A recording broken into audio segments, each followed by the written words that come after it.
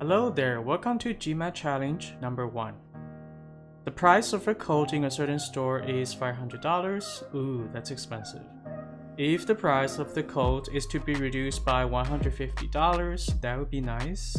By what percent is the price to be reduced? To my understanding, this question is basically asking you what percent of 500 is 150? And if you know the percent formula, which is percent equals part divided by whole. So if you know this formula, I believe this problem should be very easy to solve.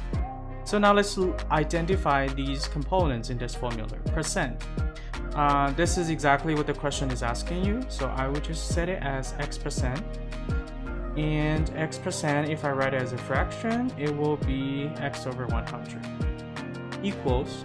And now let's identify the part and the whole. So part and whole, that depends on the context.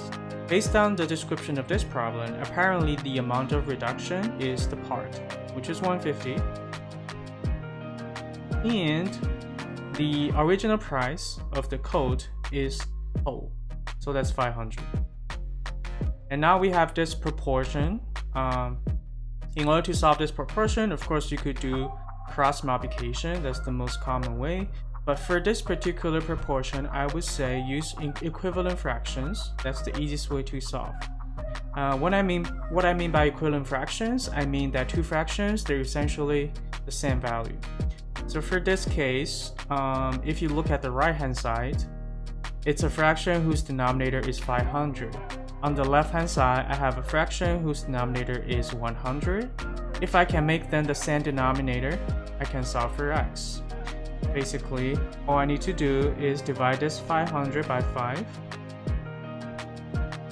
So I have 100, and these two fractions will have the same denominator. That means x will be equal to whatever the new value is for 150. And the new value, of course, you need to keep the value of the fraction the same, so I'm going to divide 150 by 5 as well, and I got 30. When 100 is equal to 100, x has to equal to 30. So that's our answer. The answer is 30%. Alright, this is our first challenge. I would say the first challenge is quite easy. I will see you in our next challenge. Bye bye.